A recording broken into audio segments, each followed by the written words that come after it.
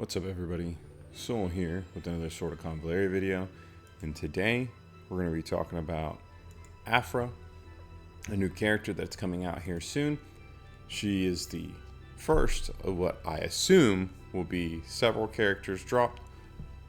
I don't know that she's first or not, but I do know that they have announced several characters to be coming starting June 6th, and she is the one that was presented first in the trailer, and so logically, I think she might be our first character of these characters. With that said, let's take a look at her kit, what she can do real quick. I'm not going to be over elaborate about it. I'm going to rate her, give a tarot suggestion, and yeah, go from there. And without any further ado, let's get right into it. So our girl Afra right here, it's a fun looking character. I really like her aesthetic. I love the fact that she's a drifter, and I can't wait to get at her. She's got really good speed at 275. It's going to be a lot of fun to play her and enjoy her mechanic in the game. Let's talk about her abilities and what she's got going on there. So first and foremost, she has the special trait called Dreamcatcher. And so magic attack is increased by 6%. She's immune to frozen terrain. And at the end of the action, you apply Nightmare. Nightmare is a debuff that reduces damage by 5%, damage taken, and penetration damage by 5% is increased. Really good stuff. If the target already has Nightmare, then she will additionally apply Dream Corridor for 2 rounds. And so this one's really interesting. It basically makes it to where their sleep cannot be dispelled. So mark during which sleep cannot be interrupted. Really good stuff.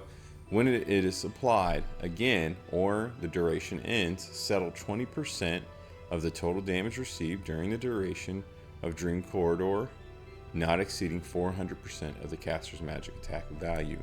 When it is applied again, it will cause an additional penetrating damage of 20% of the caster's magic attack value. This damage can be regarded as the same as the damage suffered during the duration of Dream Corridor 1.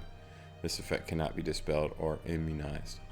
And so this doesn't even seem like shred or piercing. It just seems like outright true damage. Of course, it says right there that there is penetrating damage of 20% of her magic attack, but above that, it's just a sheer reflection of damage taken. And so there's a lot of potential for this. Just brainstorming.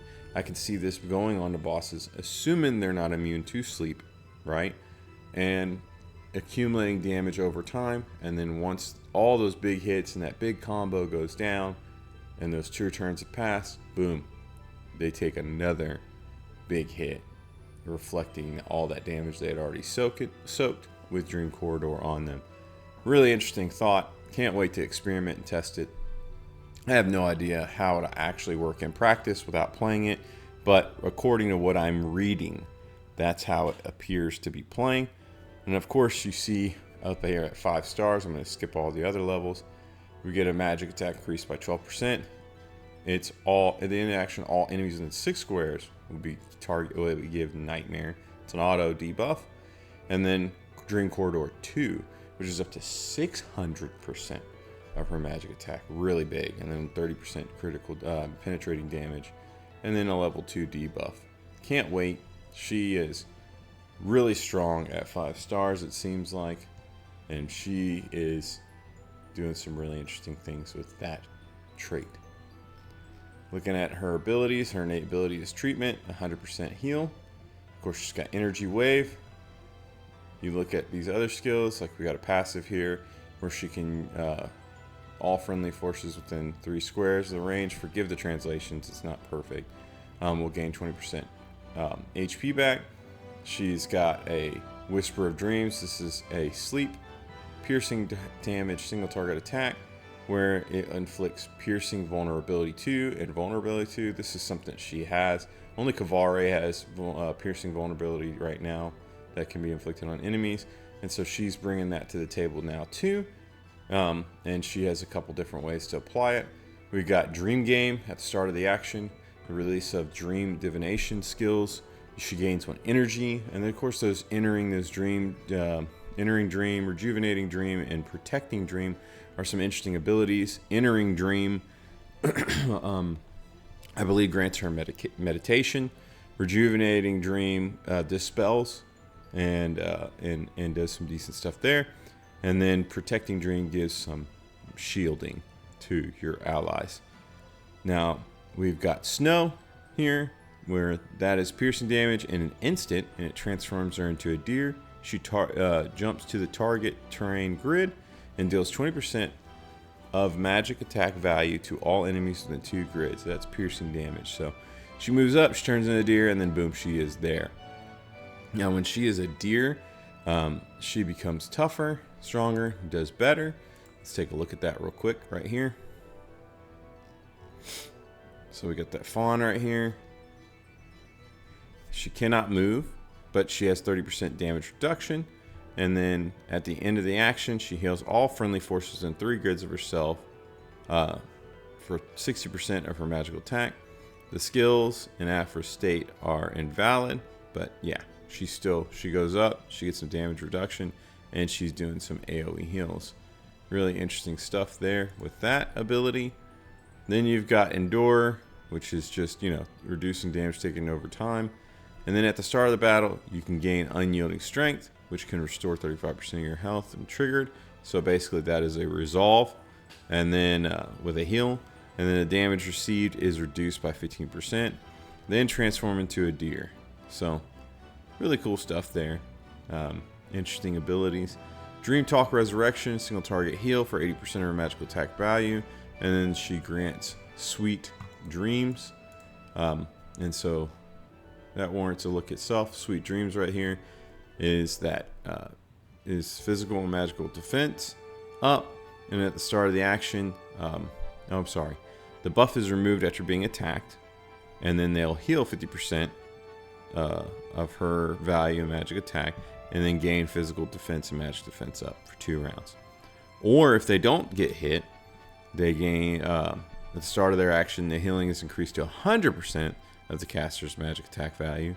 They gain attack up 2, and then of course they become immune to attribute debuffs for 2 turns. Really interesting, cool thing there with this ability. A Dream Bubble is piercing damage 50% to all enemies within 3 squares. Flicks that nightmare, that vulnerability 2, and that piercing vulnerability. And then we got, again, of course, that Dream Corridor and Nightmare, respectively. And then inflicts sleeps. And it's a big AoE. Really cool stuff there. The 3 energy costs and 3 turn cooldown. It's exciting stuff. And then we got her basic attacks, which you got Kind Heart Strike. And then you got Dream Oracle, which is more piercing damage, more Nightmare, more Dream Corridor, more sleep. You got Healing Light up next. And that, of course, dispels the debuff, does some decent heals. And then you got Ice Disaster, which is piercing damage, AoE, and yeah, creates icy terrain. Really cool there. So, having a look at her there, I'm going to talk about her rating. And for me, Afra, I always want to say Estra. Afra has some really interesting things coming in. As you can see here, she has 0 on her physical damage. Her tanking is a 6.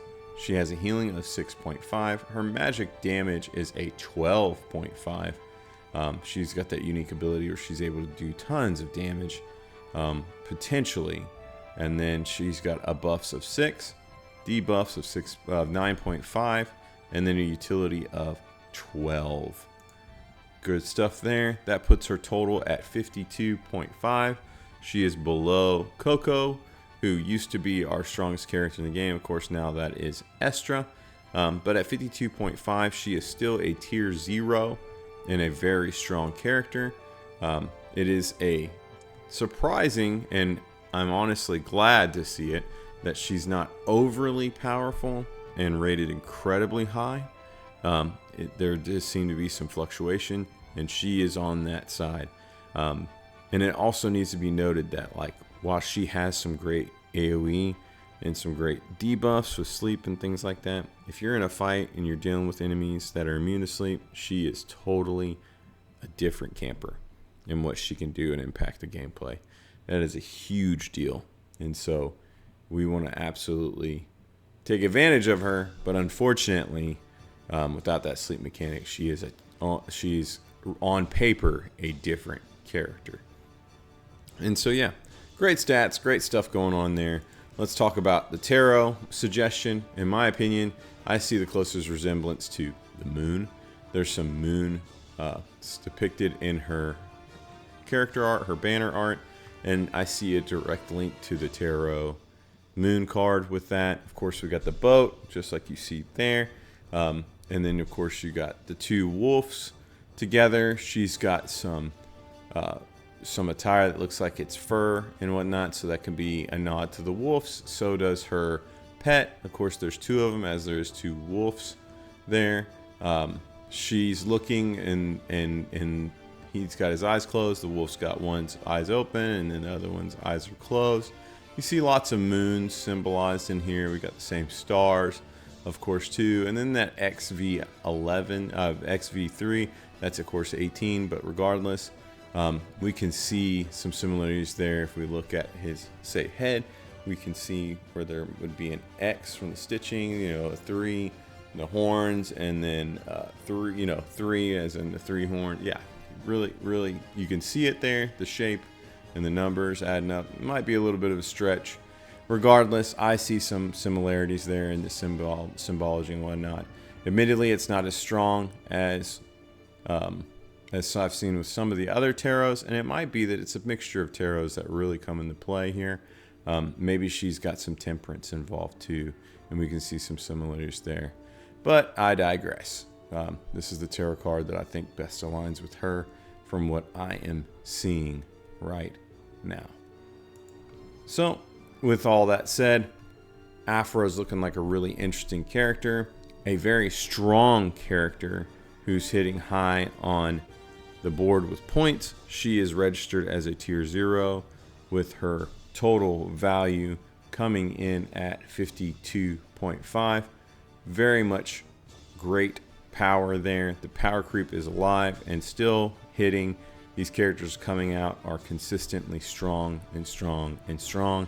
And so this is one character that if you don't pull, you're not going to be hurting. It's not going to be the worst thing in the world, but you can rely on this character being strong and somewhat future-proof in the immediate future because of that power creep and her being so new to the game. Let me know down in the comments what you think. Are you going to be pulling on Afra? Are you interested in her? Is she an interesting character who does some pretty cool stuff with putting your enemies to sleep, turning into a deer, creating ice terrain? Really interesting, cool, neat things. What do you think about it? I'm eager to hear from you. Huge shout out and thank you to my Patreon members. I know I chose not to pull on Team Meteor, so it's a tough one. I have limited resources. Patreon really helps me get across the line and to do more. And so if you're interested in supporting us here at the channel, make sure you check out the link down below. It makes a big difference, and I really appreciate you. Also, we have a link to our Discord where we'd be more than happy to have you jump in with us. I can't wait to talk to you on there about all things Sword of Convallaria and then some. And yeah, thanks for watching. I wish you all the best, and I hope you're having a great time with the game. I can't wait for Afra and these other new characters coming out. I will be trying to cover others as well. With that all said, have a good night, good day, good morning, whatever it is with where you are. Take it easy, and until next time, bye.